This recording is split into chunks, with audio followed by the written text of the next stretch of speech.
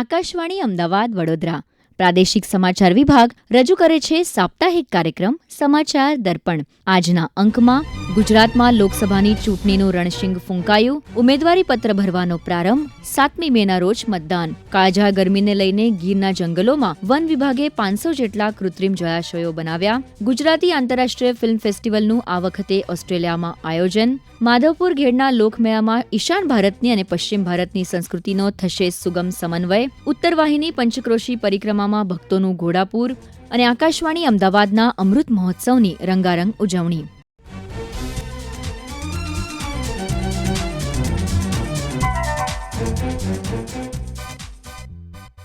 લોકસભાની ચૂંટણીનું જાહેરનામું બહાર પડતા જ ગુજરાતમાં ચૂંટણીનું રણશીંગ ફૂંકાયું છે. દરેક પક્ષના ઉમેદવારો ઉમેદવારી નોંધાવી રહ્યા છે. સમગ્ર રાજ્યમાં એક સાથે ત્રીજા તબક્કામાં 7મી મે મતદાન થવાનું છે. ગઈકાલ સુધીમાં 31થી વધુ ઉમેદવારોએ ઉમેદવારી નોંધાવી હતી. કેન્દ્રીય મંત્રી અને ભાજપ નેતા પરષોત્તમ રૂપાલા, આપ નેતા ઉમેશ મકવાણા, કોંગ્રેસ નેતા સુખરામ રાઠવા અને લલિત વસોયા સહિતના ઉમેદવારોએ આજે ઉમેદવારીપત્ર ભર્યા હતા. રાજ્યના મુખ્ય ચૂંટણી અધિકારી પી ભારતીએ ચૂંટણી કાર્યક્રમની વધુ વિગત આપતા આ મુજબ જણાવ્યું. ભારતના ચૂંટણી પંચ દ્વારા લોકસભા સામાન્ય ચૂંટણી 2024 અંતર્ગત થર્ડ ફેઝમાં યોજાનાર ચૂંટણી અંગેના જાહેરનામું પ્રસિદ્ધ કરવામાં આવ્યું છે.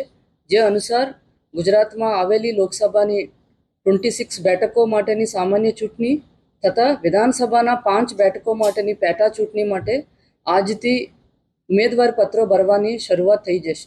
ગુજરાતમાં સમાવિષ્ટ 26 લોકસભા મતવિભાગો તથા વિજાપુર, પોરબંદર, માનવાદર, ખંભાત અને વાઘોડિયા એમ કુલ 5 વિધાનસભા મતવિસ્તારના ચૂંટણી અધિકારીશ્રીઓ દ્વારા નમૂના નંબર 1માં ચૂંટણી નોટિસ પ્રસિદ્ધ કરવામાં આવ્યું છે. જેથી 19 એપ્રિલ 2024 સુધી જાહેર રજા સિવાયના દિવસોમાં સવારે 11 વાગ્યાથી બપોરે 3 વાગ્યા દરમિયાન નોમિનેશન પત્ર મળી શકશે તથા ભરેલા ઉમેદવારી પત્રો રજૂ કરી શકાશે. ઉમેદવારી પત્રોની ચકાસણી 20 એપ્રિલના રોજ સવારે 11 o'clock હાથ ધરવામાં આવશે. માન્ય થયેલા ઉમેદવાર ઈચ્છે તો 22 એપ્રિલ 2024ના રોજ બપોરે 3 વાગ્યા સુધી પોતાની ઉમેદવારી પાછી ખેંચી શકશે. હરીફ ઉમેદવારીની યાદી આખરી થયા બાદ સેકન્ડ રેન્ડમાઇઝેશન ઓફ ઈવીએમ્સની કામગીરી હાથ ધરવામાં આવશે. હવે હોમ વોટિંગની વાત કરીએ તો 85 વર્ષોથી વધુ વય ધરાવતા કુલ 4.1 લાખ સિનિયર સિટીઝન્સ તથા 40% કે તેથી વધુ દિવ્યાંગતા ધરાવતા દિવ્યાંગ મતદારો 3.75 લાખ જો તો ઈચ્છે તો પોતાના ઘરેથી હોમ વોટિંગ કરી શકશે. આ માટે અત્યારે ફોર્મ 12Dનું વિતરણની કામગીરી અને ફોર્મ પરત મેળવવાની કામગીરી ફિલ્ડમાં ચાલી રહ્યું છે. અને બીજું, ચૂંટણી ફરજ પરના કોઈ કર્મચારી મતદાનથી વંચિત ના રહી જાય તે માટે ચૂંટણી ફરજ પરના આશરે 4 લાખથી વધુ કર્મચારીઓ ટપાલ મતપત્ર માટેના ફોર્મ 12 આપવાની કામગીરી અત્યારે ચાલી રહી છે. લોકસભા સામાન્ય ચૂંટણી 2024 સંદર્ભમાં રાજ્યમાં 27 જનરલ ઓબ્ઝર્વર્સ, 28 એક્સપેન્ડિચર ઓબ્ઝર્વર્સ અને 14 પોલીસ ઓબ્ઝર્વર્સની નિમણૂક કરવામાં આવી છે. અને એક્સપેન્ડિચર મોનિટરિંગ માટે રાજ્યમાં કાર્યરત 756 ફ્લાઇંગ સ્ક્વોડ્સ દ્વારા અત્યાર સુધીમાં કુલ 86.82 કરોડની વસ્તુઓ જપ્ત કરવામાં આવી છે. અને એના ઉપરાંત C vigil mobile app, national grievance service portal, control room, ટપાલ અને ઈમેલ સહિતના અત્યાર સુધી લગભગ 10,000થી વધુ ફરિયાદો મળ્યું છે.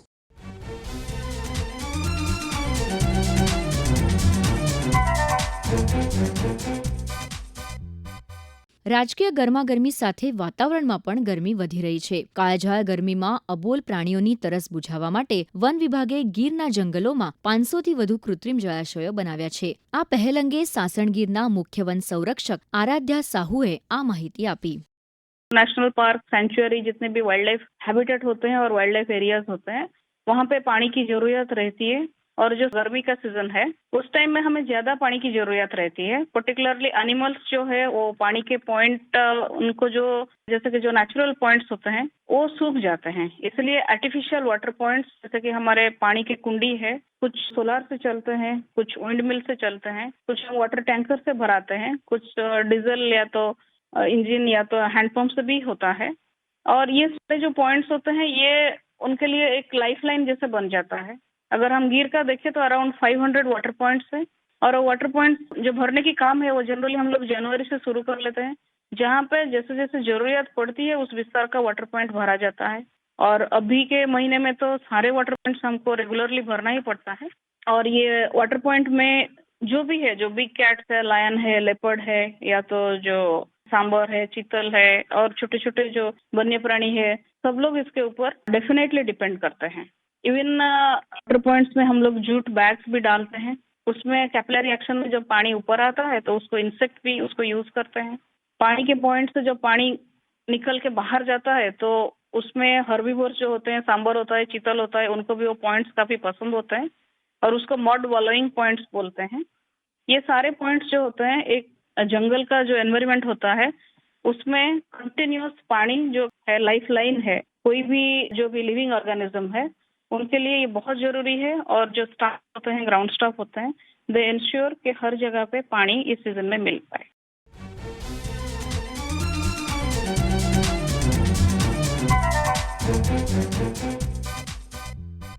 ગુજરાતીઓની સાથે સાથે ગુજરાતી સિનેમા પણ વૈશ્વિક બની રહે છે. વર્ષ 2024ના ગુજરાતી આંતરરાષ્ટ્રીય ફિલ્મ પુરસ્કાર ઓસ્ટ્રેલિયાના સિડનીમાં યોજાનાર છે, જે ગુજરાત માટે ગૌરવની વાત છે. જૂન મહિનામાં યોજાનાર આ મહોત્સવ અંગે વાત કરતા મહોત્સવના સમન્વયક ચેતન ચૌહાણે વધુ વિગત આપી.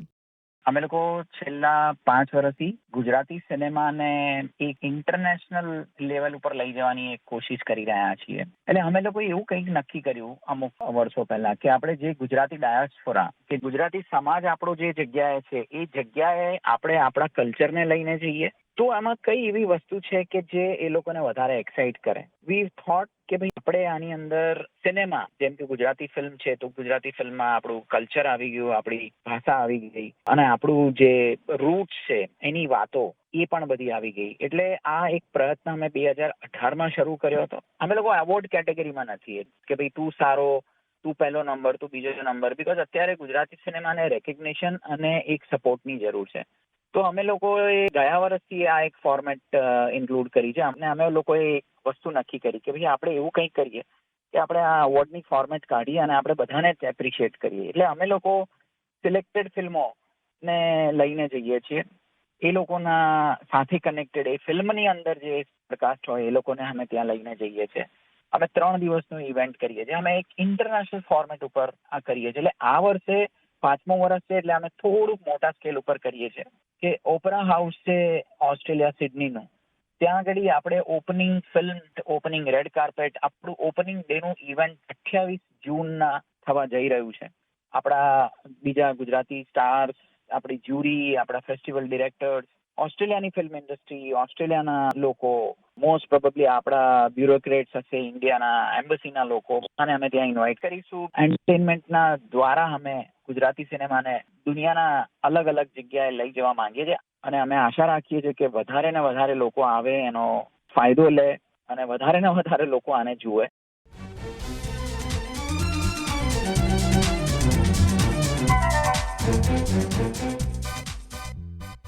પશ્ચિમ ભારતની અને ઈશાન ભારતની સંસ્કૃતિને એકબીજા સાથે જોડતા માધવપુર ઘેડના મેળાનો આવતીકાલથી પ્રારંભ થવા જઈ રહ્યો છે. પોરબંદરના માધવપુર ગામમાં આ મેળાની તૈયારીઓને આખરી ઓપ અપાઈ રહ્યો છે. આ 2 દિવસીય મેળામાં યોજાનાર વિવિધ પ્રવૃત્તિઓ અંગે સાંભળીએ અમારા પોરબંદર જિલ્લાના પ્રતિનિધિ મહેશ લુક્કાનો અહેવાલ. પોરબંદરના માધવપુર ગામે ભગવાન શ્રી કૃષ્ણ અને રૂક્ષ્મણીજીના વિવાહ અને ભવ્ય મેળાનો આવતીકાલથી પ્રારંભ થશે. આ મેળો રાષ્ટ્રીય ફલક પર પહોંચ્યો છે. રામનવમીના દિવસેથી જ આ ભગવાનના લગ્નનું આયોજન શરૂ થશે. જ્યારે રાત્રિના 9 કલાકે ભગવાનની પહેલી વર્ણાંગી નીકળશે. રાત્રિના સમયે ગાર્ડ ઓફ ઓનર આપી ભગવાનને વાજતે ગાજતે લોકો નિજ મંદિરેથી વર્ણાંગીમાં જોડાશે અને ગલીઓમાં વર્ણાંગી પસાર થશે. જ્યારે કે 17 તારીખને બુધવારે મંડપારોપણ થશે. 19 એપ્રિલ સુધી નિજ મંદિરેથી ભગવાનની વર્ણાંગી રાત્રે 9 કલાકે નીકળશે અને બ્રહ્મકુંડ સુધી જશે અને બાદમાં નિજ મંદિરે પરત ફરશે. મહેશ લુક્કા, પોરબંદર.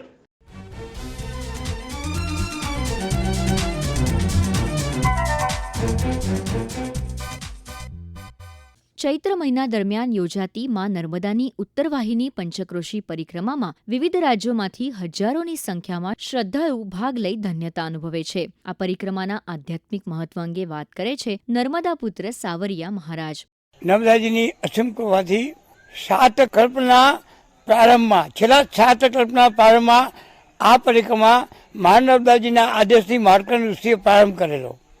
આ પરિક્રમા ઘણા વખત સ્થગિત થયેલી હતી, પરંતુ 2008માં હું મેર નદી, નર્મદા, સરસ્વતી અને બાણગંગા સંગમ પર સ્નાન કરતો હતો ત્યારે માતાજીએ મને આદેશ આપેલો અને તે પરિક્રમા આપણે ફાગણ વદ અમાસથી ચૈત્ર વદ અમાસ જે સ્થગિત હતી, મૂળ પ્રવાહ ક્યારેય બંધ નથી થયો.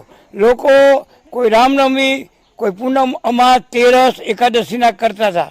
તે કોઈ રેંગણ ઘાટ એટલે કે ધરેશ્વરથી રેંગણ જાય અને કીડી મકોડી ગઈ, કોઈ 3 કિલોમીટર કરે, કોઈ 6 AM 9 AM પૂર્ણ કરતા હતા. પરંતુ મા નર્મદાજીના આદેશથી જે રાજાબલીમાં જે પરિક્રમા ફૂલી ફાલી ઉઠી હતી એ જ પરિક્રમા આપણે 2008માં 31 દિવસની ચાલુ કરી, જે 31 દિવસની માર્કંડ ઋષિએ ચાલુ કરી હતી અને આજે પરિક્રમા થાય છે.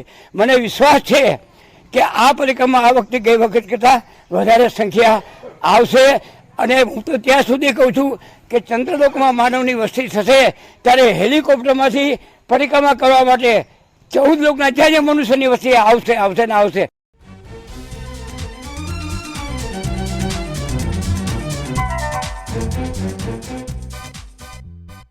મુંબઈથી પરિક્રમા ટુકડીમાં આવેલા શ્રદ્ધાળુ સંભાજી સોનવણે પોતાના પ્રતિભાવમાં આ મુજબ જણાવ્યું. मेरा नाम संभाजी विट्ठल सोनवणे है. मैं तो है ऐसा पूना का, लेकिन बम्बई में 50 साल से बम्बई में है. ये परिक्रमा का मेरे को 2 साल पहले मालूम पड़ा है नर्मदा मैया की परिक्रमा क्या होती है, तो मेरे को नहीं रहा गया. तो मैं गया साल भी मेरा फैमिली लेके आया था, हम लोग 10 जन आए थे. तो कल परिक्रमा तो रात को हम लोग 3:30 बजे चालू किया. पहला परिक्रमा करके 10:30 बजे वासुदेव कुटीर आए. मेडिकल फैसिलिटी 24 आवर्स तिलकवाड़ा में अवेलेबल है, क्योंकि रात को मैं 1 बजे गया था, ऐसे घूमने गया था तो देखा कोई बीमार था, तो होटल वाला बोला भाई 24 आवर्स सरकार का मेडिकल चालू है. तो इधर ये बहुत अच्छा है, क्योंकि ये परिक्रमा के टाइम भी किसको भी कुछ भी प्रॉब्लम हो सकता है. और ये रास्ते वगैरह तो बहुत अच्छा हो गया, क्योंकि नदी में आने का बहुत तकलीफ होता था ये टाइम, और नदी के आगे भी जीसीपी से पूरा वो लोग ने कवर किया है. तो ये बहुत अच्छा लग रहा है हमको. ये तो हम लोग तो हर साल इधर आते ही रहते, और जब तक अपना नर्मदा मैया बुलाएगी हम तो इधर आते ही रहेंगे.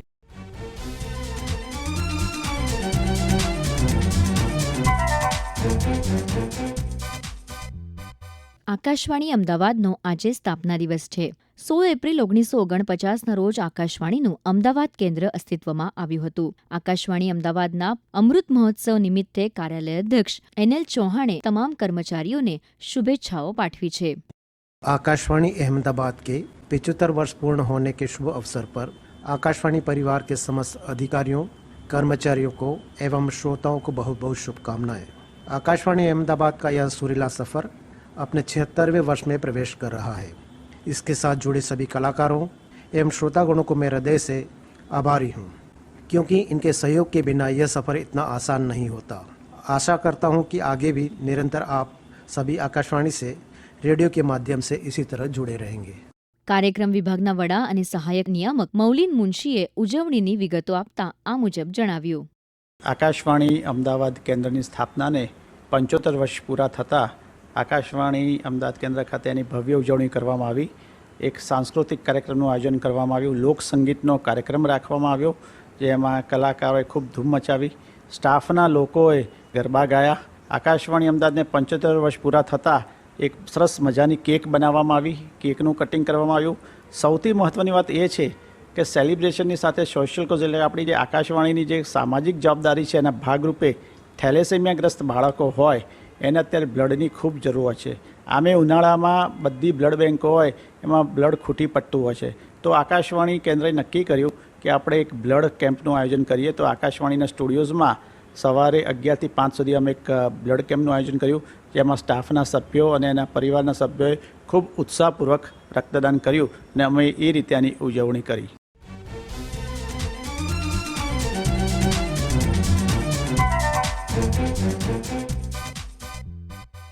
આ સાથે સમાચાર દર્પણનો આજનો અંક પૂરો થયો. સમાચાર દર્પણ કાર્યક્રમ આકાશવાણી અમદાવાદ વડોદરાના પ્રાદેશિક સમાચાર વિભાગ દ્વારા દર મંગળવારે રાત્રે 9:15 રજૂ કરવામાં આવે છે. સંકલન વિધિ મોદી, લેખન, સંપાદન અને રજૂઆત અપર્ણા ખૂંટ.